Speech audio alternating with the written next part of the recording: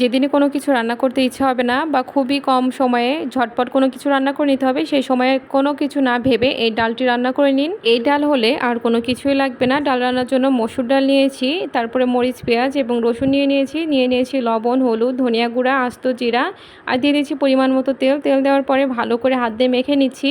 মসুর ডালে কারো অ্যালার্জি থাকলে অন্যান্য ডালও ব্যবহার করতে পারেন। এখন যে পরিমাণ মতো পানি দিয়ে দিচ্ছি, পানির পরিমাণটা একটু বেশি দিতে হবে যেহেতু ডালগুলো সিদ্ধ হবে। আর এই যে এখন চুলায় বসিয়ে দিয়েছি, তারপর ঢাকনা দিয়ে ঢেকে অপেক্ষা করব।